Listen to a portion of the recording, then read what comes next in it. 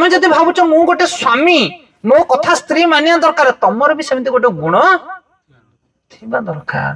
ଦି ସାଇଡରୁ ଦେଖିବାକୁ ପଡିବ ନା। ତୁମେ ଖାଲି କହିବ ହେ ତୁମେ ସ୍ତ୍ରୀ, ଆମେ ତୁମର ପତି ପରମେଶ୍ୱର। ଆରେ ପରମେଶ୍ୱର ଭଳି ଗୁଣ ଅଛି କି ତମ ପାଖରେ?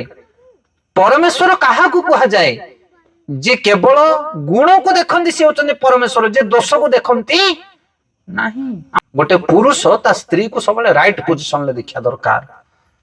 ତୁ ଯାହା କରୁଛୁ କରେ, ମୋ ପାଇଁ ତୁ ଠିକ। ହରି ବୋଲ। ଦେଖିବା ସ୍ତ୍ରୀଟା କେତେ ବାଟ ବଳ କାହିଁକି ଯିବ ଗୋଟେ ପୁରୁଷଠୁ। ଏ କଥା କହୁଥିଲା, ଆମେ ସର୍ଟ ଭିଡିଓ ଗୋଟେ ବନେଇଥିଲେ ଅଳ୍ପ ଦିନ ତଳେ।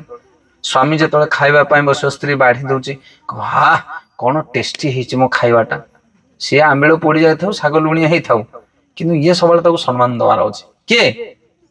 ପୁରୁଷ। ଆସି ତ ବସୁ ବସୁ ଖୁଣିକି ଥୋଇଥିବ, ଗୋଟେ ତାଟିଆରେ ଦଉନ, କଣ ପ୍ଲେଟଟାରେ ଦେଇଛ? ଆରେ ତୁ ଖା ତ ଆଖେ, ସେ ତାଟିଆ ପ୍ଲେଟ ଖାଇବୁ ନା କଣ ତୁ? ନା ବୁଝିପାରୁଛ ନା କହିବା କଥା? ଇଏ କଂସା ମୁଣ୍ଡେ ବସିବାଠୁ ଖୁଣିବା ଆରମ୍ଭ କରିଥିବ। ତ ମୁଁ କିଏ କହିଲା ଆଳୁ ଯାକ ଭାଜିବା ପାଇଁ, ମୁଁ ଯୋଉ ଭେଣ୍ଡି ଆଣିଥିଲି ସେଟା କଣ ଫିଙ୍ଗିବ, ଗାଈକି ଦବ?